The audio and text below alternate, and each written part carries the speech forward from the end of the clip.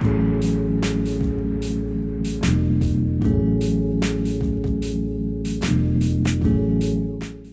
back, everybody, to another Ice Cave Radio. Doa here, along with Charmer, as usual, and we've got a ton of spoilers to talk about. I know when it gets into spoiler season, these shows kind of get to be spoiler review shows, which is fine. I like talking about spoilers, so I'm excited about everything we're going to chat about this episode. But real quick before we get into that, Charmer, your PQ is coming up, your Planetary Qualifier, in just a couple weeks. Do you know what you're playing yet?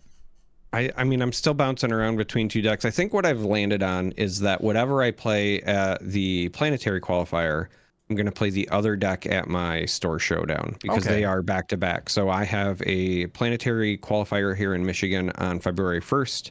And then my Store Showdown is the following day, February 2nd. So I get a fun weekend of Star Wars. Really looking forward to it. But since I have two events, I think I'm just going to run them both, and then it'll be probably a coin flip on the day of for which I run first. But I'm still between the Iden and the Yoda lists.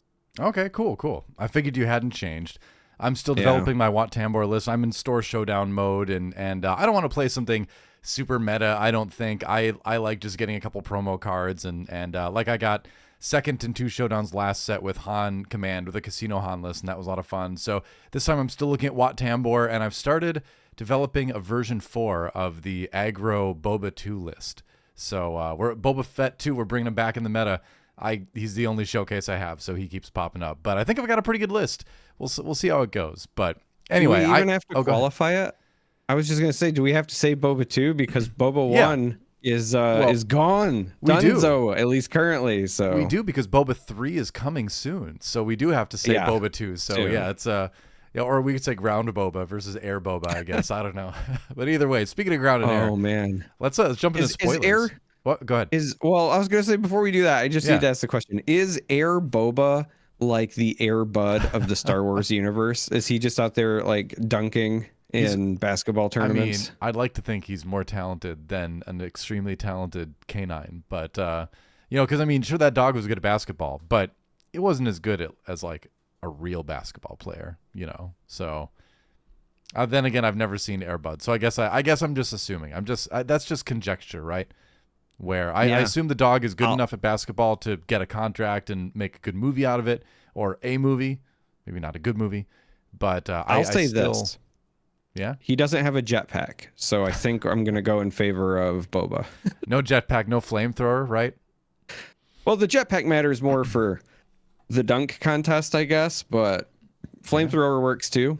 Matters more for defense, I suppose, or offense, depending on how crazy you want to go with it. You could make it look like NBA Jam, the old he's on fire from downtown. Yeah, I love that game. That was the greatest game. This is going to become an NBA Jam podcast now. What if we did? There's two old school game tournament things that I want to do someday. I want to host an NBA Jam tournament, and then the other one I want to do is Kirby's Dream Course, which is one of the best competitive games of all time. But I digress. Kirby's Dream Course is a good choice. That's a whole different podcast. But yeah, it'll be coming. The Kirby's Dream Course League someday. Big esports moves. Well, let's take a look at some spoilers here. We're trying to get quicker. We're trying to get these done in a reasonable amount of time, so we're rushing a little bit more. But why don't you tell us all about one of our newly revealed leaders here? Check it out. It's Grand Admiral Thrawn. Not unfortunate at all. I disagree with the subtext. Yeah, I'm so excited for this leader. Same. And I've been saying for a while that if we ever have units where they start caring about the when defeated a bit more, then you need to consider X, Y, or Z. Like every time we go through reveal season, I always say this is a common design space in card games, and so you need to keep these in mind. Yeah. So sure. Somebody needs to go back through our old episodes and do a supercut of all the times I've said that, and then apply them to this leader, because Grand Admiral Thrawn, is a villainy vigilance leader in the common slot, has the Imperial and official tags, but his text says when you use a when defeated ability, you may exhaust this leader. If you do, use that ability again. That's right, you can get 2 triggers a turn, because you have to exhaust them, so that's once per turn on your when defeated abilities. And then He is a leader, so he will deploy at 6. Now, he does not have piloting as an option, so he will always deploy the old school traditional route to the ground. When he does so, he has a 4/7 stat line, but then just flat out says, when you use a when defeated ability, you may use that ability again. Use this only once each round. So you don't have to exhaust him, so you can still attack with him. Don't get to do it more than once, and I think that's probably to limit some potential abusive combos, likely infinite combos, things like that, where you could cycle if you could do it more than once. Right. But this is already inherently, in my opinion, a very powerful ability. I agree completely. I mean, we could do an entire hour on this guy alone. I do want to say, because I've seen a lot of questions floating around about it, you can't, you can't double up on Super Laser Technician, nothing like that, because people are like, oh, can I do this thing? But if you really think about the way that the card works, and a lot of other cards kind of in that same vein, the card text, it's almost like they knew this was happening when they designed the old when defeated rules. Who knew? But if you look at Super Laser Technician, that is the card that turns into the resource. So if you tried to use Thrawn on it, Thrawn would be like, well, where's the card? There's no card to turn into a resource because it already did. So you can't double up on Super Laser Technician. There's a couple other ones I've been seeing people talk about. But I think for all those kind of like, ooh, can I do it questions, just read the card, and the card should be able to tell you. So I think he's going to be a really good leader, though. I mean, I like I said, we could do an entire episode about when defeateds and how those would interact and how that would be good with Grand Admiral Thrawn. But there's just a bunch of stuff right off the bat, that does damage, for instance. That would be good. Things that, I'm just thinking all across the board. I'm not necessarily thinking of villainy only, but stuff that makes your opponent discard a card or something like that. Well, there's lots of great options with him. Just like right in like the villainy suite, I think of some staples like Inferno 4, right? Not necessarily a huge deal, but that's a lot of cycling. Wartime trade official, so you can make more tokens, comes to mind. Again, trying to think about the more recent stuff. Ruthless Raider, that's a card that I love, and I'm always trying to jam in decks. Now I have like the excuse to do so. And that's just the villainy ones. I know that there are villainy agnostic options, so like Distant Patroller. So if you're going to play like Grand Admiral Thrawn as a vigilance heavy deck, you might have some other stuff in there, but if it's vigilant heavy, Distant Patroller being able to give 2 shield tokens when it is defeated is actually pretty powerful for its cost and stat line. Yeah, for sure. Just all sorts of stuff like that. I mean, just going back and just doing a quick search here too. I mean, you've got stuff like Series Officer, when defeated, deal 2 damage to a base. That's 4 damage to a base now if you're playing Thrawn Red, right? Look at Elite P-38 Starfighter. That's one a lot of people are using. You can ping more stuff with that. It also applies to things like Droid Cohort, right? Where that's an attachment, but it says attached unit gains when defeated, create a battle droid token. So yeah, you're making more tokens. There's just a whole bunch of different things you can do. It's a very exciting card to think about. Oh, go ahead. What did you think about? I was just thinking. So another one that I think is kind of underplayed at times or underthought about is like Cobb Vanth. If you're playing a swarm deck, because you were just talking about like making tokens, right? So imagine you're playing like Wartime Trade Official. There's the Confederate Courier that also makes battle droid tokens, and you're doing this kind of go wide thing. Somebody like Cobb Vanth also gives you a ton of value all of a sudden. Yeah, then you run Attack Pattern Delta, and you play it for 5 because it doesn't matter. You get 6 worth of stats for 5, so it's still a good deal even if you're not doing double green, and you just go crazy with it. I like that a lot. Yeah. What if you have General Krell out, and he gives other units, when defeated, you may draw a card. Use that along with Thrawn. You draw 2 cards. That's huge, right? Yeah. I mean, there's a lot of fun options. We haven't seen everything yet from set 4, but already just thinking about what we have, there's a lot of really cool potential that this leader has. But again, I just love this kind of leader because it's a build-around leader, right? It's a leader that makes you really approach the game differently. So regardless of if he's top of the meta or not, I think he's going to be a really fun deck to play. But we must move on to Lando Calrissian, buying time. Action, pay 1 resource, play a unit from your hand, paying its cost. If you do and you control a ground unit and a space unit, give a shield token to a unit. So, okay, that's a lot of hoops to jump through for our vigilance heroism leader here, Rebel Official Pilot. Let's just review again. So you have to pay 1, and then you play something from your hand paying full cost. So it's the full cost plus 1. And then if you control a ground unit and a space unit, then you can give a shield token to something.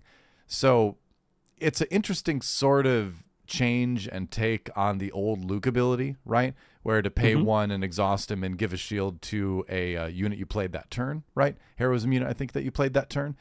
This is a way where you can give something a shield right away, so you don't have the potential of playing something and then having it die before you put a shield on it. So, you do have the little advantage there, but that hoop to jump through, a lot of times units don't survive terribly long in this game. So I worry that it's a situation where you're just going to have a really hard time getting the leader to do anything at all. And the fact that you're paying 1 more for the unit than you normally would either way kind of slows you down a little bit. So I'm not a big fan of this. I know shields are good, but it can just get removed. What do you think? What do you think? I think this is way more versatile than folks are giving it credit for. You think so? Okay. I do. And I think that's why you have to jump through so many hoops, because it's that powerful in my opinion. Instant. And that's what it gives you, right? That instant shield.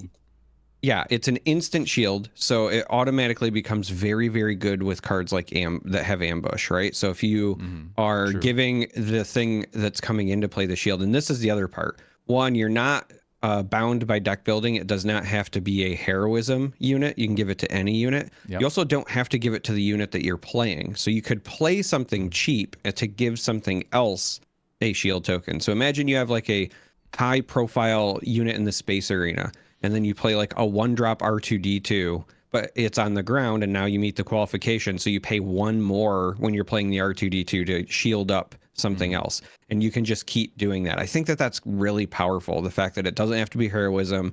You can pick whatever unit you want, and you do it at the same time you're playing the unit. So cards with ambush become really powerful. Even cards like, you think about like Rose Tiku, right?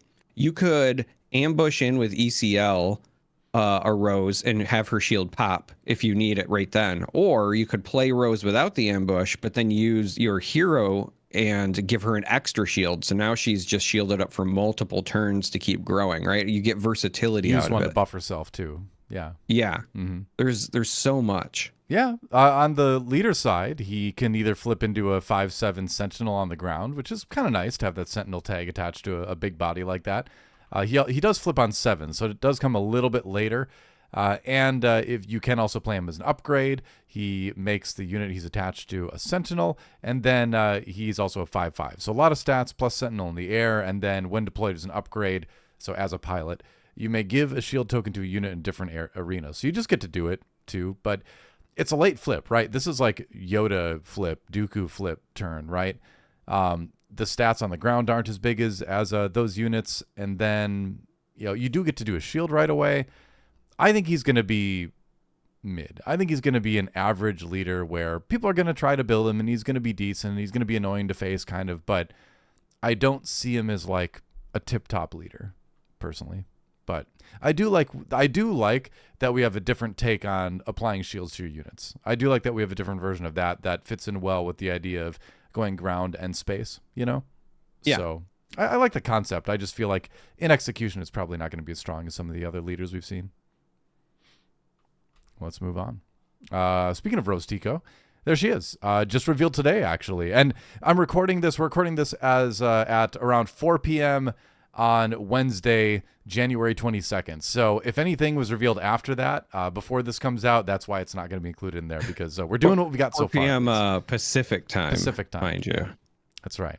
Pacific time. It's like it is dark out where I'm at right now because it is 7:07. Yeah, deep in the dead of winter too. Yeah. Well, Rose Tico, go ahead. I was gonna say Rose Tico.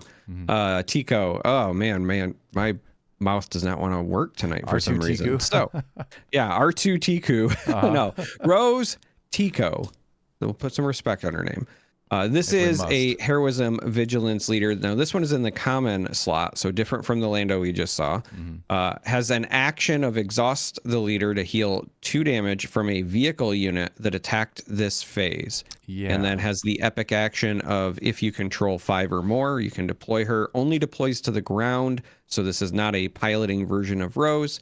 Only has the resistance tag, which I think is maybe the biggest downside because there's not a lot of direct synergy with that. However, does say 4/6 stat line, along with on attack, you may heal 2 damage from a vehicle unit. So meant to be very vehicle centric. Obviously, being the common slot and this being a very like spaceship / vehicle oriented set, I do think that there will be, at least in limited, healthy amount of uses for her.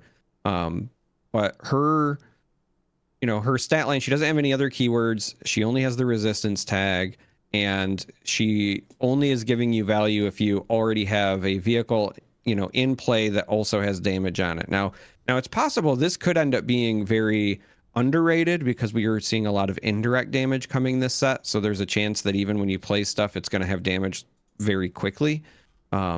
But I feel like this is going to be one of those leaders that is, very playable and limited, but won't make a huge splash in constructed unless the meta shifts in a different way.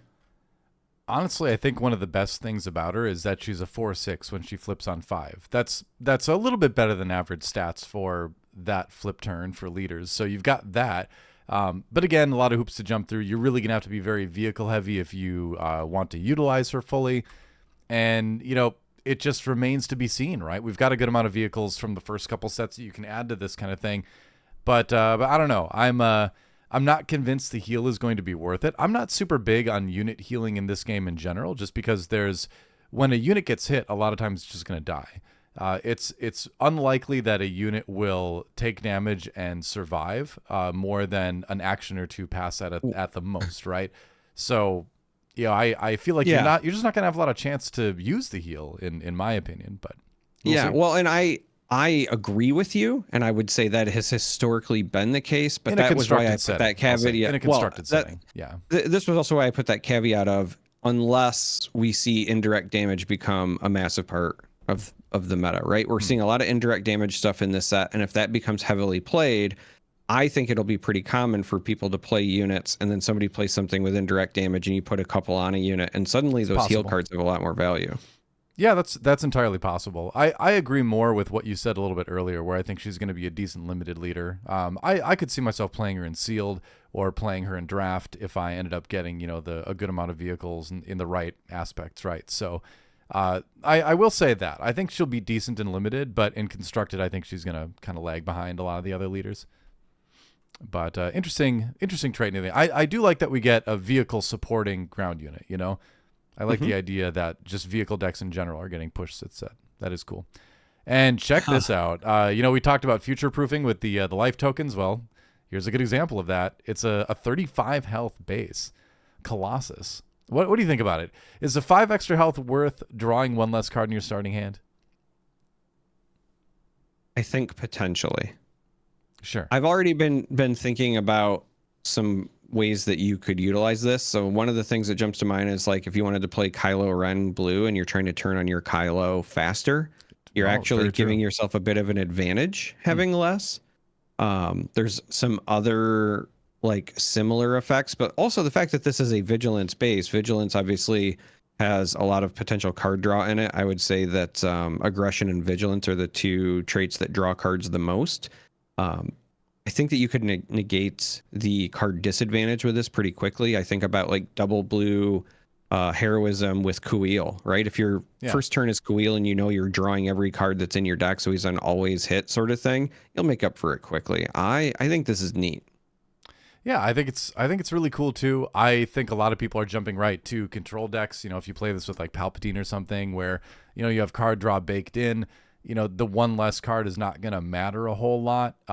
My only question is, if you take 1 less card in your starting hand, you have a little bit higher chance to not have a turn 1 play. And so will that result in you taking 5 damage and, basically starting at 30 health anyway? So I think it's going to require a deck that can be consistent to produce in the early turns with a 5-card hand. But I think it looks like a strong base, though. I think there's going to be a lot of people trying it out at least, and I would not be surprised one bit to see this base get some pretty heavy use in competitive play. Well, we will see.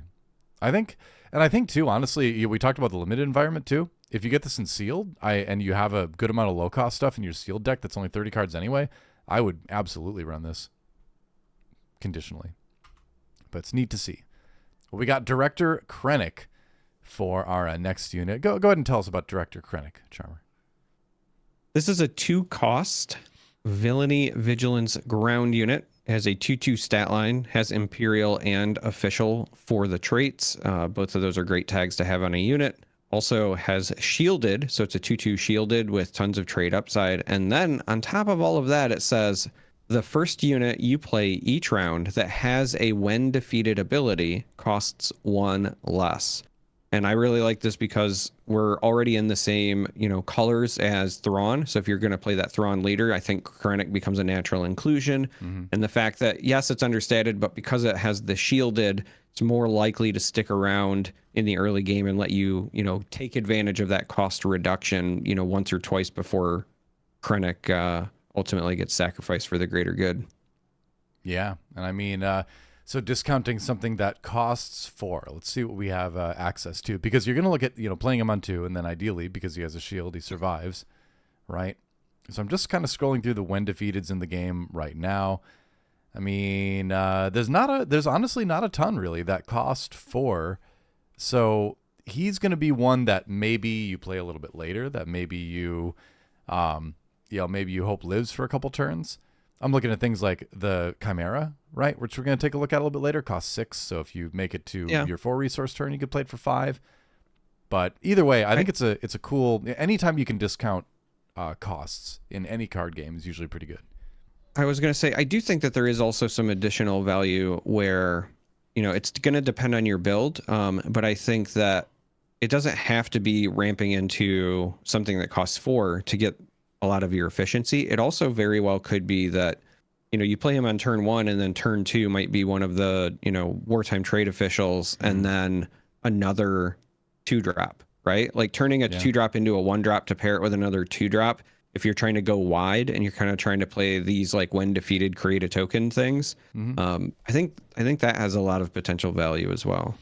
I mean, I'm already wanting to play Thrawn Red, right? Because of Droid Missile Platform, where that one has a when defeated, deal 3 indirect damage to a player. So suddenly you're doing 6 indirect damage. So that's either potentially a lot of damage on their board or just a lot of damage to their base.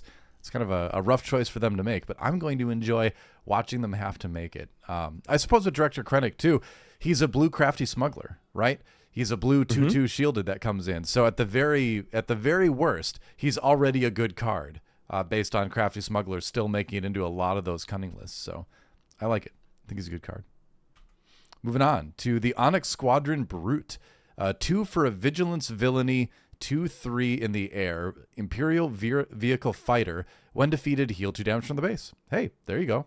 Thrawn's probably going to be going a little bit longer. There's 4 healing on your base. That's going to be an extremely annoying card for your opponent to get rid of, right? So, yeah. I think that's another one that would just be kind of auto include for Thrawn.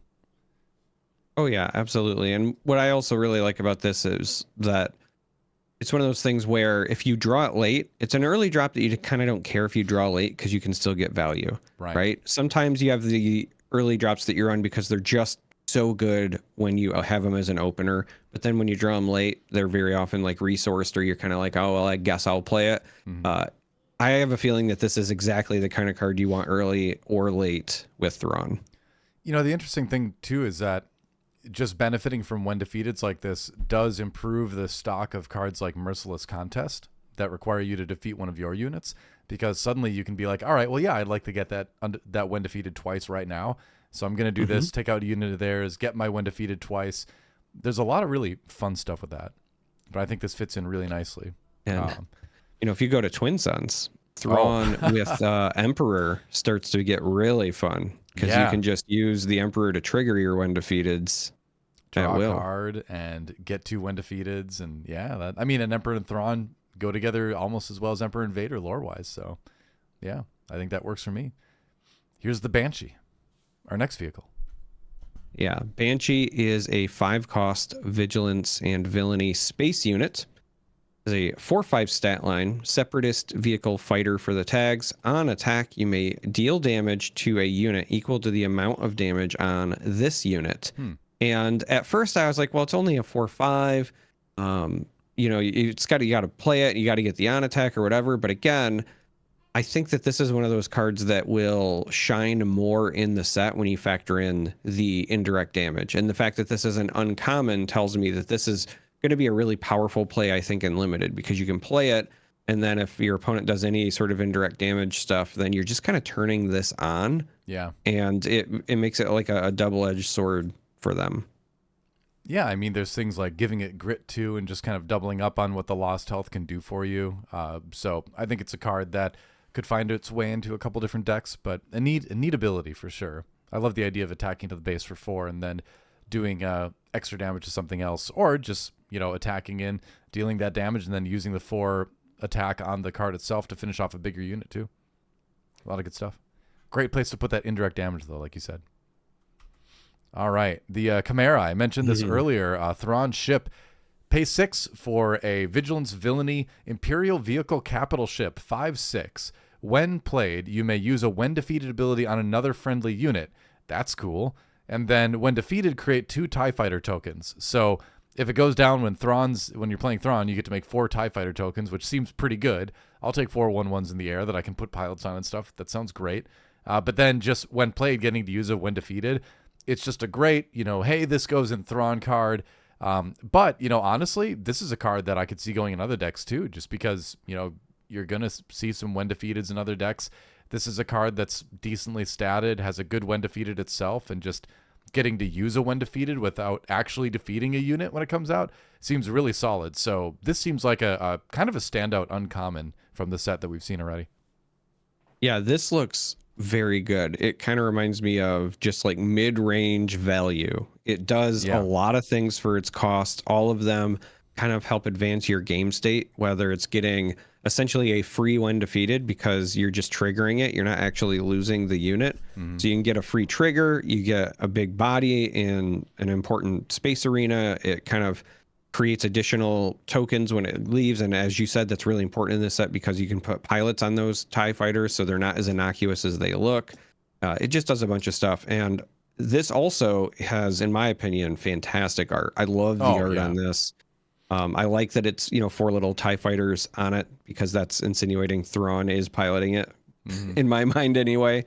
But I really liked the art on this card when it was revealed. I didn't notice that. You're totally right, though. 4 TIE fighters definitely does seem to suggest the usage there. But a lot of people have been asking already for this as a playmat, and I'm going to chime in too with that. I'd love to have this as a playmat.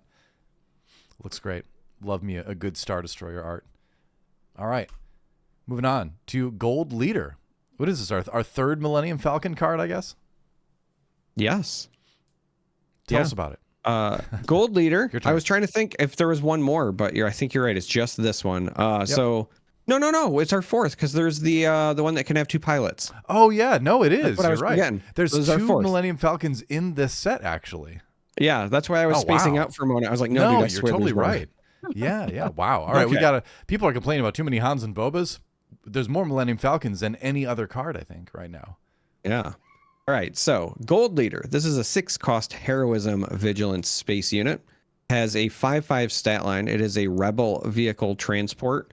It is shielded, so it's a 5/5 shielded unit. And while this unit is defending, the attacker gets -1, -0. Now, I kind of love the implied additional synergy with Lando, right? So obviously this is supposed to represent when Lando was piloting it during the final battle, during, you know, Return of the Jedi. But that leader, when it's piloting, gives something Sentinel. So that's going to force units to attack into this. And then that also will synergize both with the shield being shielded and also when this is defending, the attacker gets -1, -0. So I just love that they have that kind of synergistic interplay between the leader in this, the same way we just saw with Thrawn and Chimera. Right. Yeah. I think it's neat to see another Millennium Falcon. It's neat to see another big beefy Millennium Falcon, and this is another ship that looks like you'll be able to load up some important, unique characters on and feel a little bit safer with it. So neat to see. And moving on to an upgrade here, or a pilot, actually. Pilot can be an upgrade. A pilot is an upgrade, but this is not an upgrade only. Let me just start over. It's a unit. All right. Let me just start over and not have to explain the entire pilot rule set to you again. It's an Academy graduate, cost 2. It is a vigilance unit.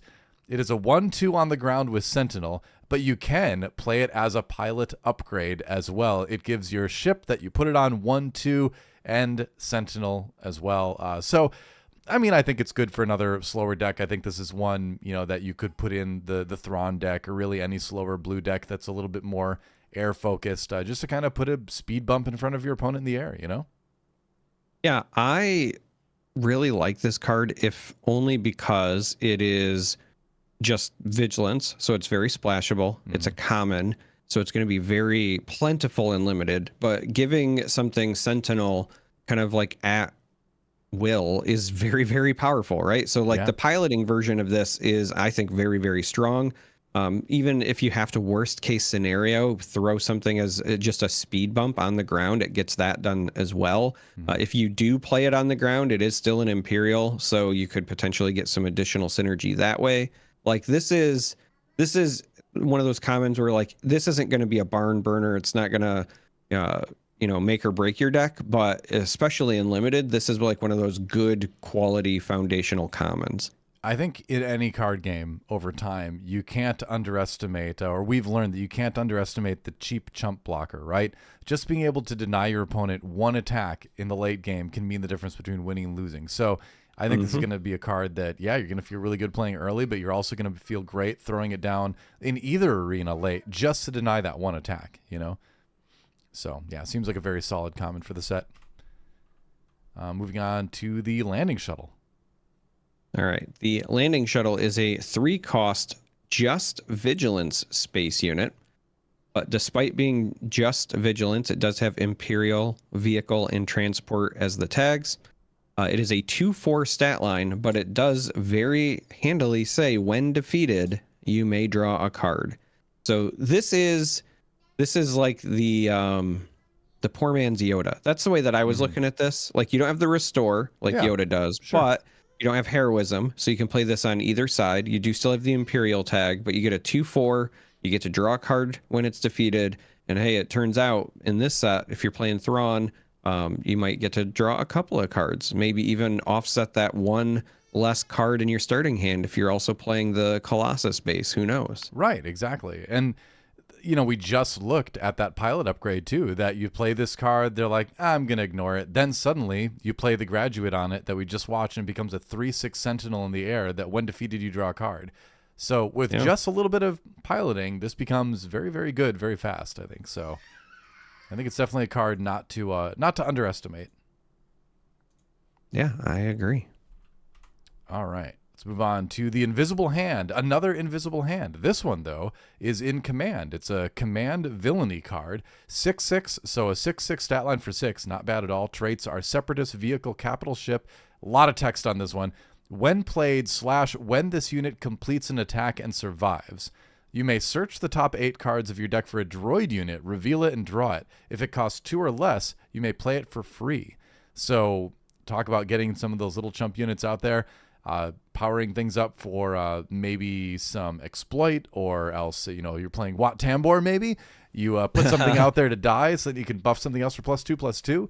I think it's got good stats for the numbers. I think this is going to be one of those cards where if you're in Villainy, if you're in Command, in a sealed or limited, you're just going to be happy to play a 6/6 body for 6 on the board, right? So limited, I think this thing's great. And then for constructed, it depends on how the deck is going to be built, but I am kind of excited about what it could potentially do to buff the Separatist decks. And as a little aside, one of the things I'm really liking about this set so far is that it seems like this is also, it's the space set, right? But it also seems like it's kind of ending up being a little bit of a support set for all archetypes, right? Because we've really got a lot of different traits involved here. So it kind of feels like a lot of the old decks are getting a lot of support just by virtue of the different traits and eras that are present in all of these vehicles and ships. So I'm really liking the set for that reason too, is that it seems to really be all about buffing a lot of those older decks too. So I think it's great. I love this card, and I'll tell you why. It checks so many boxes, and I'm so glad you called out that we're getting support for so many previous decks, previous archetypes. That's what this card is, but it's supporting a number of things. This could be supporting your droid deck because it's a 6/6 body that's going to go find you a droid. Yep. But there's also a chance that you might have been like waiting for some support on your exploit deck, right? So this is a 6/6 body that also, if you don't care, it can just go find you something that you can use as a ramp for one of your exploit units. So it helps you there. This has both when played and when it completes an attack triggers, and it very magically is also green, right? It's a command card, and it costs exactly 6. Yep. Costs exactly 6. Now, 6 is an important number for 2 reasons. The first and the most obvious one is ECL, Energy Conversion Lab, allows you to ambush at 6 or less. So if you're using ECL with this, well, then you're going to get the when played, and then as long as you're ambushing something and surviving, you're going to get the completes attack. So you're going to go find 2 units with this. But the other reason 6 is important is 6 is also when the original Admiral Piet turns on. And I do think that we're going to have more excuses to be playing him in this set. And so even if you've already used your ECL, or maybe you are playing a green leader and you don't want to be double command, so you don't have access to ECL, this card is also activated by Admiral Piet. So being exactly at 6 means you have a number of ways to give this ambush. And in doing so, you could potentially go find 2 additional units. And so even if they're just like generic 2/2s, let's say, you paid 6 for a 10/10 worth of stats on the board, and you got to ambush with one of them, that's outstanding, right? Like that's Vader numbers from set 1, and we all know how popular and expensive he was. So I love this card. I mean, and speaking of Piet, I feel like this card fits really well into the Piet leader card too, as another capital ship you can discount. And then if Piet's on the ground as the Piet unit from set 1, you still get the ambush because it still is a 6 cost card, even if you do discount it. So yeah, it's got a lot of versatility in that. I'm excited about capital ships in general, but I agree. This is a really fun card to think about using. It's only a rare too. I almost feel like this is kind of a legendary quality card in a rare rarity, personally. But moving on to another legendary figure in Star Wars, Nien Nunb. There he is. Costs 1. Go ahead and fill us in. Nien Nunb, the loyal co-pilot, is a 1 cost heroism command unit. It is a 1/2, and this unit gets +1/+0 for each other friendly pilot unit and upgrade. So that's, if it's on the ground, that's what you get. Piloting, same cost, right? Cost 1, and then has the heroism and command tags. When it's piloting, gives +1/+2, and attached unit instead gets +1/+0 for each other friendly pilot unit and upgrade. Now, it is worth noting that this is just that you have in play, not necessarily on the same unit. So you don't have to stack and go tall. If you've got, 3 X-Wings and they all have different pilots on them, then this is essentially giving like a +6 just from the static ability, and then the +1 or having the 1 stat line if you're playing it as a 1-drop. So this has, I think, a lot of potential as like a finisher in certain decks, because it only costs 1.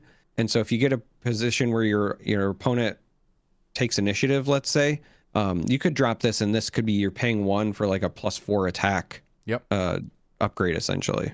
I mean, I think about, I always go back to good old Sabine Cunning from set 1, a deck I loved so much. And so I'm thinking about this guy, and hey, suddenly late in the game, I'm paying 4 resources for Millennium Falcon that can come in and hit for 5 immediately, right?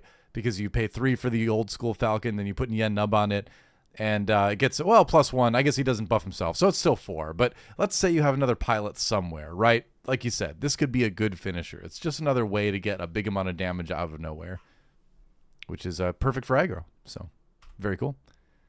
All right, Leo Organa. Speaking of probably pretty perfect for aggro, 3 for a 3/4 Rebel Official in Command and Heroism. Restore 1, which is always nice. When played, you may attack with a pilot unit or a unit with a pilot on it. It gets +1 and gains Restore 1 for this attack. So it is aggressive, but it also gives you a little bit of kind of mid-rangey potential there too, with the Restore baked into it. So it helps you stay ahead of other aggro decks in an aggro versus aggro matchup, and it gives you a little bit of staying power in the slower matchups too. So also 3 for a 3/4 is just great stats. So I think it's another very solid looking uncommon for the set. And having Rebel Official as the traits, again, it's more great support for earlier leaders and sets. I really like this card, and my only complaint, though I know canonically it wasn't really a thing that we got to see a lot of, but I feel like this should have been Lieutenant Leia. or Lieutenant Organa, just because most of our, like, you play a unit and you get to attack with something. They've historically been lieutenants in the past, and I kind of wanted to keep it going. She wasn't a lieutenant on the Battle of Hoth, though, so I don't think. Yeah. I dig this. I think this card, again, is just good stats, good traits, very useful keywords, and when played abilities. This is just a good uncommon. Absolutely. And moving on, Red Leader. Yeah, speaking of good uncommons, Red Leader. This is a 4-cost command heroism unit. It has a 3/4 stat line, has rebel, vehicle, and fighter tags. Now, I know it's 4 for a 3/4. However, this unit costs 1 less to play for each friendly pilot unit and upgrade. So this becomes cheaper the same way that our good friend Nien gets stronger. And then on top of that, when a pilot upgrade attaches to this unit, create an X-Wing token, which is very neat and interesting because it could just be like a one-off thing. However, again, if it's one of the pilots that we've yet to talk about that was recently revealed, but if it's somebody who is a pilot who allows you to play an additional pilot, then you could keep getting triggers. Yeah, we'll talk about that card a little bit later. It's on the list. It's coming up. When is it coming up? Probably very soon. Let's see, unless I forgot to put it in the list, but I think I have everything. Hold on. Look at my list. Oh yeah, he's coming up. All right. Well, here's the First Order Stormtrooper in the meantime. 1 for a 2/1 in aggression and villainy, First Order and Trooper. So we get a little bit of First Order support there.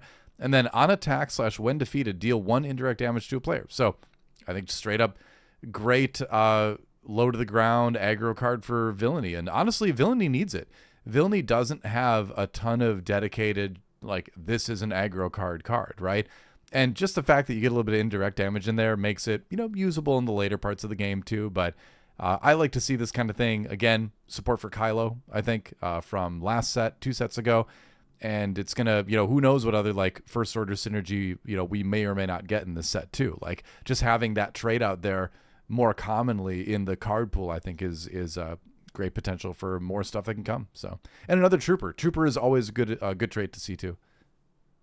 And more Thrawn support if you want to go the red route and run those Ruthless Raiders. That's now a 1-drop so that you can potentially get your when defeated additional value right from the get-go. I'm really thinking Thrawn red, actually, after what I've seen revealed from Thrawn in the last couple days.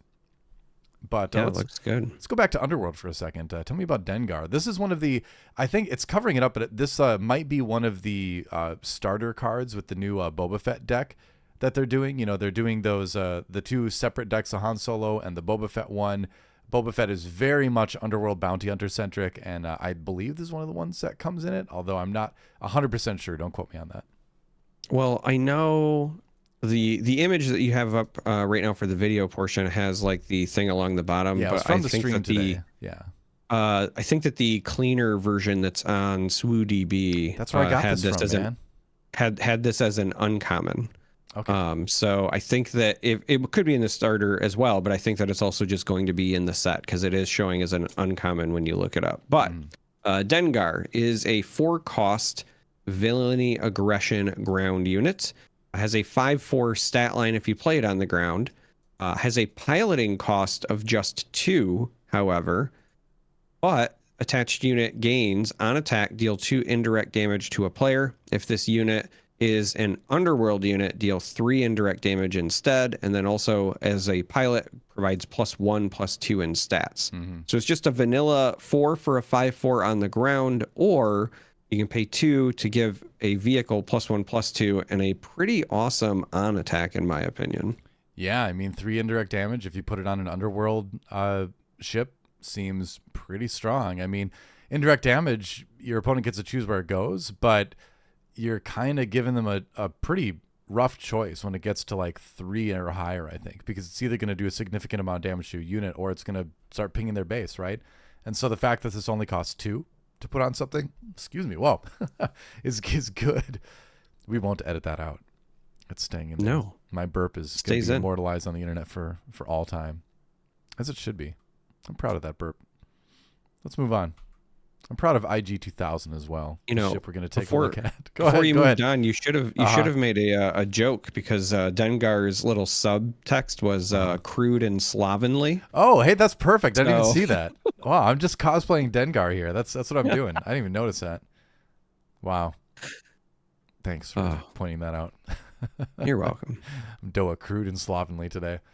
Let's talk about IG-88's ship, the IG 2000. It would have been funnier if they would have named it the Y2K 2000. But maybe that's just because I'm old. Anyway, 4 for a 3/4 in space. It's going to be an aggression villainy unit again. Underworld vehicle transport. All the bounty hunter ships are transports because you got to have some place to put the bounties, right? It's got overwhelm, and then when played, deal 1 damage to each of up to 3 units. So quite a good amount of just pinging when you play it. So that kind of makes up for the 4 for 3/4. The overwhelm is really nice when you include the power that pilots can give you. And I think what's going to be very crucial is when we take a look at the IG-88 unit in a moment, you'll understand why it's important that it says deal 1 damage to each of up to 3 units and not enemy units. Yeah, I'll just leave that one out there. Even going a step further, though, again, we've seen a lot of indirect damage, especially in aggression in this set. So if you think about, practical uses here, if your opponents are taking that indirect damage on their units but leaving them at 1 health so that they can preserve the, base health, well, then you can turn around and play a ship like this and punish them and potentially wipe out a bunch. Exactly. The other thing that you want to look at is, I know that this is IG-88's ship. However, we do see that underworld trait here. So again, Dengar would be able to pilot this and then turn on to do that 3 indirect damage as well.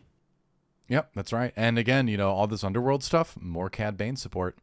I think you could build a pretty sick Cad Bane deck with a lot of this stuff too. Let's take a look though at IG-88 himself, and this is why it gets very exciting about the ability to just ping things with his ship. Yeah, so IG-88 is a 5-cost villainy aggression ground unit. Has a 4/5 stat line when deployed to the ground. While an enemy unit is damaged, this unit gets +3/+0. So again, you want to ping stuff. That's pretty good. Piloting, however, if you decide to play IG-88 as a pilot, it is going to cost 2. It's going to give a +0/+3 in stats, but attached unit has, while an enemy unit is damaged, this unit gets +3/+0. All right, so I just saw these cards for the first time today, and I thought it was just when a unit is damaged, its enemy unit is damaged him. So you probably wouldn't want to ping yourself with his ship, I guess. Yeah. I thought, you can do that to turn it on, but apparently you can't because the pilot ability needs it to be an enemy unit. But, if you have grit, if you have units like Banshee, like there are still use cases. Yeah, that is true. Either way, it does fit very nicely with the ship still. Being able to hit something and then that turns on the +3 for for either the ground unit or the space unit kind of thing.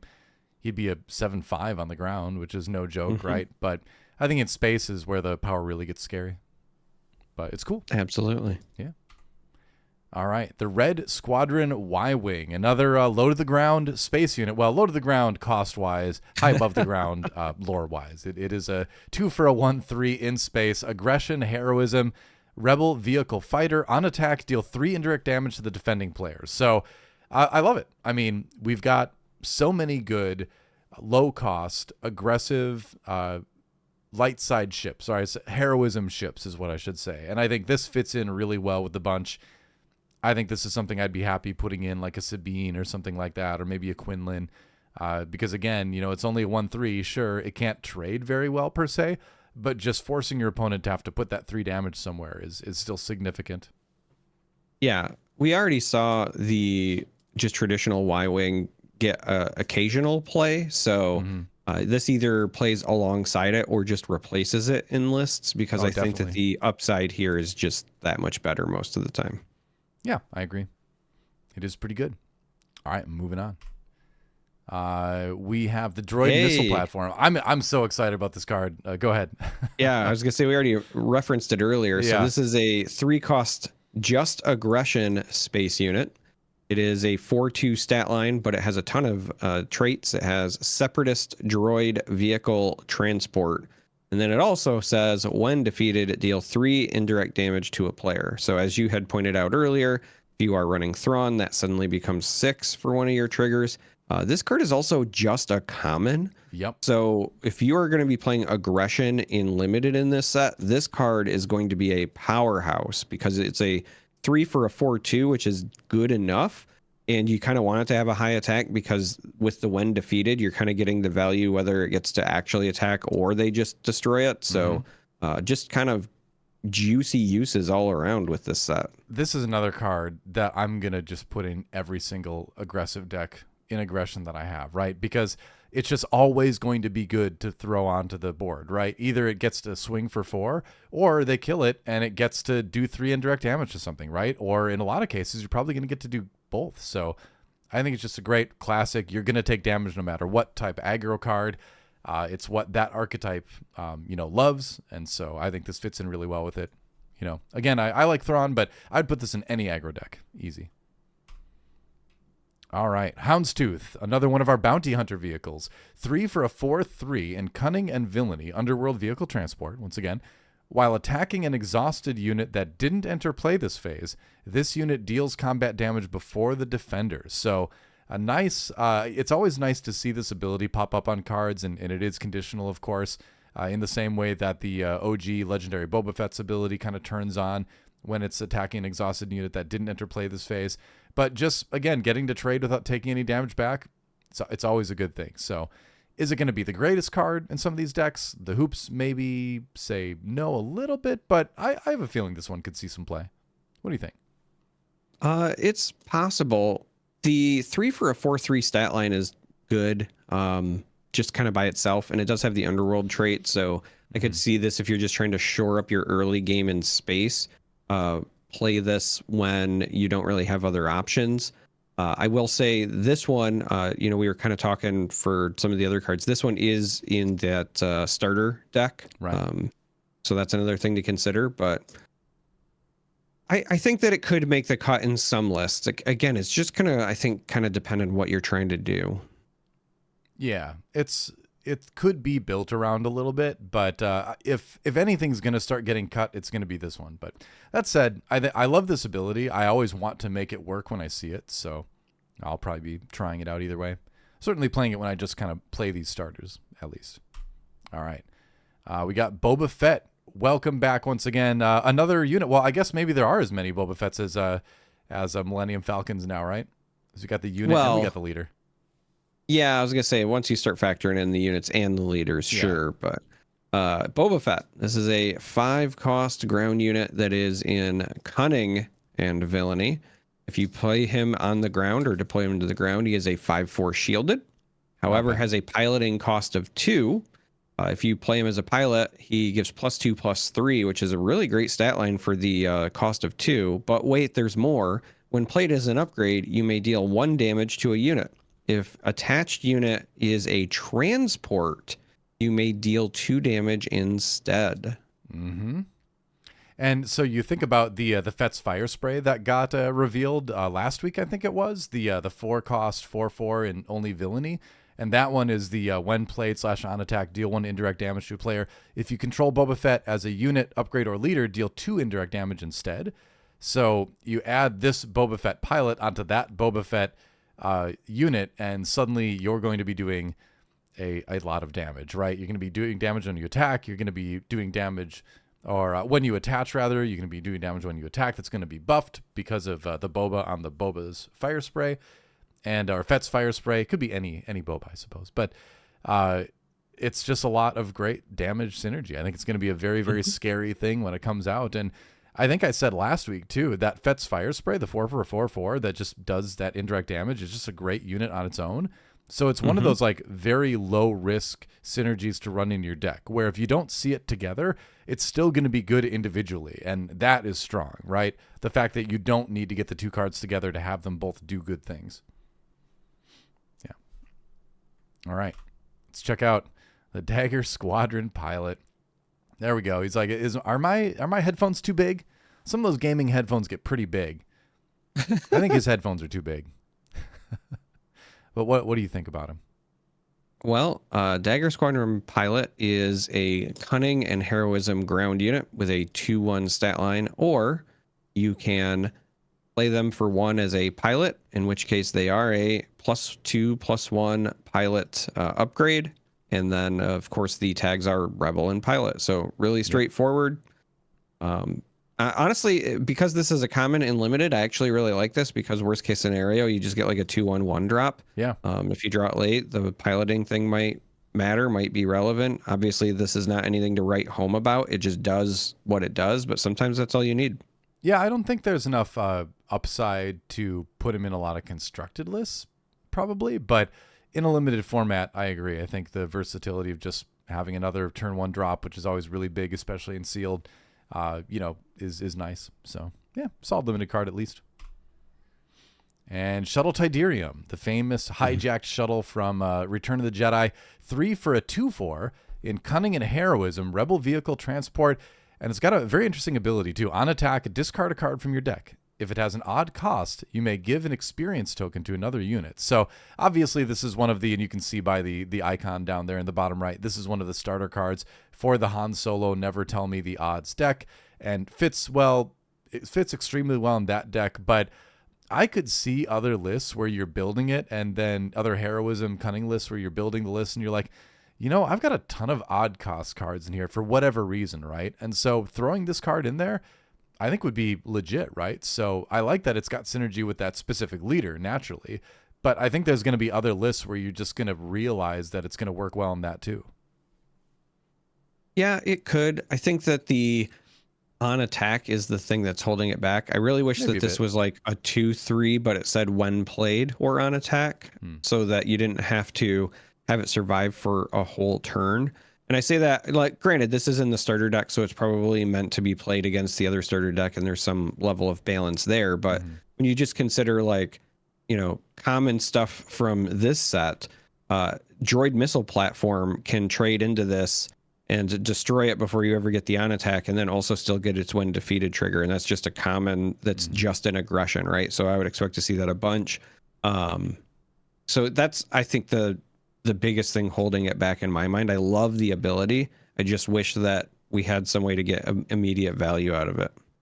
Yeah, it's going to be interesting to see how valuable 4 health is in space in this expansion, because before set 4 health in space for 3, it's like, okay, yeah, it's probably going to live for a little while. But now, with the ability to play pilots on things, with the droid missile platform and other stuff that just has that much attack, it might not be as good, but I'm going to hold out hope. I love the ability too, so I'm hoping we're going to see it fit in there. But I agree that I think the health is not going to be as, it's not going to live as long as it would have in previous sets.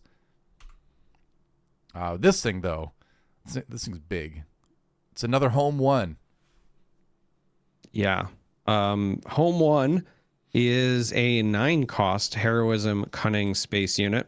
Is a rebel vehicle capital ship, has a 7/8 stat line, but it also has ambush, as well as if an opponent controls 3 or more space units, this costs 3 less to play. So they've got 3 or more space units, then this is a 6-cost 7/8 ambush.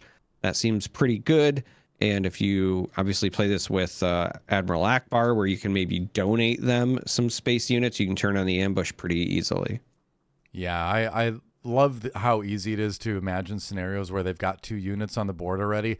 Use Akbar to exhaust one of them, give them an X-Wing, and then suddenly swing in, with a 7/8 ambush for 6. It does seem really, really good along with that leader synergy. But just in general, it seems like a good answer to some of the decks that are going to want to try to go wide in space, right? Which I think we're going to see a good amount of too. So, also one of our legendary units for the set, by the way. But I think this seems like a pretty solid legendary. Cool piece of art. I've always loved the way Home 1 looked too. Neat space battle scene, and yeah, exciting card to think about. And I'm just excited to build Akbar, so I'm excited to see very good Akbar support here too. All right, and speaking of other times, other eras, we're going to go to the future once again, the post-Jedi era with The Mandalorian. 5 for a double cunning, 5/6 on the ground. When played as a unit, exhaust up to 2 ground units. So it's kind of a neat double cunning. It fits very well in with the other double cunning stuff that exists right now. So that's good on its own. But it can also be played as a pilot for 2 resources, and the cunning aspect, when played as an upgrade, exhausts an enemy unit in this arena. So it's important to note that in this arena could mean the ground, because you could be playing this as a pilot for a ground vehicle. A lot of people are really focusing on space right now with all the piloting stuff, but don't forget, there's plenty of vehicles on the ground in this game too. So you could play him on a snow speeder, things like that. And so, he's going to be versatile there. I think if you're doing double cunning and you've got some vehicles in there, you're going to want to use him. I don't know, maybe. What do you think? Do you think if you're playing double cunning, even if you're not running vehicles at all, he's worth it? 5 for a 5/6 I actually with that think ability it's is the still really reverse. good. So Yeah. where I think he gets consideration is less like if you're running double cunning and some vehicles. The thing to note here is that his piloting cost is just 1 cunning aspect, where to Very play good him to the point. ground is 2. Very good point. So I think that if you're just running cunning in general, you might play this with the intent to only ever play him as a pilot. Yeah. Because you could still run another color, but this is still a really strong, like pay 2 to give something +3/+1 and exhaust a unit in the same arena is really strong. So I would say if you're just running vehicles in general, then you start considering like, do I want to include him? Especially if you're cunning in vehicles, but not necessarily double cunning, then I think that you for sure want some copies of him. You're so right. I mean, imagine, I know this is a little bit out there, but imagine playing him in Gar Saxon Yellow, which is a leader aspect combination that people have had some success with. It's on the fringes for sure, but I look at this and I'm like, this seems like a good Gar Saxon Yellow card, right? Loves upgrades, gets to do something when it's played. It's going to swing for 4 because you get that +1 from the Gar Saxon leader. So I like it in that. Gar Saxon support. Hey, who knew, right? But who knew? But honestly, I think just straight up, if you're playing like a Fennec Shand or whatever double cunning deck you feel like, playing him on the ground, exhausting 2 units and getting a better statted unit for the cost is great too. So seems like a really good card. I'm shocked that this is an uncommon, but yeah, I think we're gonna see it in a good amount of decks. Hey, welcome back, Boshek. Yeah, speaking of uncommons, we have Boshek. So this is a 3-cost cunning ground unit. If you play it on the ground, it is a 3/4, and that's it. However, also has piloting, so it is a 2-cost to play it as a pilot. If you do so, it gets +1/+2. When played as an upgrade, discard 2 cards from your deck. Return each of those cards with an odd cost to your hand. So again, very much meant to play with the, Han Solo, play with the odds, that sort of thing. Yeah, he's literally just pay 2 resources, get a 1/2 upgrade for a vehicle, and draw 2 cards. Because if everything in your deck is odd, you're just going to get them right back. Yep. Which is great. So definitely works in that deck. Probably not going to see him a lot in other decks, but neat to see more support specifically for the Never Tell Me the Odds Han deck. All right, into some events. I feel like we haven't seen a ton of events yet from this set, so this is neat to see. It's a 1-cost cunning event, Electromagnetic Pulse. It's a tactic. Deal 2 damage to a droid or vehicle unit and exhaust it. So that is obviously something that's going to be very relevant and limited for this set because everyone's going to be playing a lot of vehicles. A lot of vehicles can also be droids too, if we're talking about Separatist era kind of stuff. Droids can be something you want to exhaust from time to time too. So I think it's going to be, it's not going to be a main include in constructed decks. Probably it's going to be maybe a sideboard card on the constructed side, but limited, I think this card's going to be huge. I agree. This card being a common in this set feels insane to me. Yeah. And it's going to obviously depend on the meta, but if anything from this new set really sticks and we see a bunch of vehicle-oriented stuff, this will for sure be in sideboards. It's just, when it works, this is so much value for just one resource that you kind of have to run it if it's available to you. It's just good. It's just too good. It's a daring raid with an upside in limited. All right, tell us about Commandeer. Commandeer is a 5-cost cunning event that's also a trick. Take control of a non-leader vehicle unit that costs 6 or less without a pilot on it. If you do, ready it. At the start of your next regroup phase, return that unit to its owner's hand. So it has to not have a pilot because obviously you're stealing You're not the kidnapping thing. anybody, yeah. But you get to ready it and then use it, and then it returns to their hand as well. So it's not even just like, oh, they get it back. It goes all the way back to their hand. For 5 and this being only in cunning, I think that this is actually pretty neat. Again, this is one of those things where it'll be meta specific. I think this will, much like the EMP, this will be a sideboard choice, but when it works, I think this is going to work incredibly well. Yeah, it definitely seems like a really good sideboard card for the upcoming meta. If we do see a lot of vehicle decks, getting to yoink a ship right before they put a pilot on it that they want to is going to feel really bad for your opponent, feel really good for you, and then sending it back to hand. So I love the flavor of the card. I think it's a textbook good sideboard card. So like you said, if the meta calls for it, I'm sure we're going to see it around. Another good limited card too, probably, if you pull it. I love this card here. A TIE Bomber. 2 cost, villainy only, 0/4, Imperial Vehicle Fighter in the air. On attack, deal 3 indirect damage to the defending player. So very similar to the Y-Wing that we saw earlier. It's got 1 more health, which is nice. And then just the 3 indirect damage, again, is something your opponent's going to have to deal with. But I think what I like the most about this card is that if you look at what you want to do with this set, which is play ships on pilots, this is going to be one of the cards that is going to have a high chance of living to the next turn to where you can get a pilot on it. And then once you do, it's probably going to end up very well statted, and the 3 indirect damage on attack is going to be great too. So I think this is a significant early game threat for the villainy side of things. So I'm pretty excited to play it. Yeah, I think the obvious, lane here, especially with this set, is you're going to play it, you're going to try to put a pilot on it, and you're going to try to get a bunch of value right away. When I saw this, though, again, thinking about support for older sets, I was like, man, Tarkin kind of loves this card because if you play it as a 3-drop, then it's a 1/5 with a ton of upside, because you can play it and then have Tarkin give the experience token to it, or you can play it turn 1 and then have him give the experience token to it right away or whatever. But because this is an Imperial, there's a lot of additional things that you can do to get extra value out of this. And you're right, that 4 health, like, yes, there's no attack on it. That's the drawback. But that 4 health and the very relevant on attack makes this really juicy. And for whatever reason, it makes me want to build around it. I can't explain it, but I just want to. It's like I said, this is it's going to be a great support set for older leaders and everything too. Let's move on to the Shuttle ST-149. Yeah, so this is Krennic's shuttle, if you don't remember. This is a 4-cost villainy Imperial vehicle transport. It has a 3/4 stat line, and it is a space unit. It has shielded, but it also has when played, when defeated, you may take control of a token upgrade on a unit and attach it to a different eligible unit. This is very juicy for me, especially at the uncommon slot. Worst case scenario, you're paying 4 for a 3/4 shielded. Is there better things you could do in limited? Sure, but that's a safe play. But when you consider the upside of stealing a shield, stealing experience tokens, things like that, it's got a lot of value. Yeah, I mean, you mentioned Tarkin earlier. I mean, this is another thing where you play it and just move one of your XP around. If you know a unit's going to die soon or something like that, you can move shields around. It's pretty cool. In fact, you could do the order of when played, in that you could give it the shield first and then move your shield to a different unit too. You could actually take the shield with this and put on something else, couldn't you? Yeah.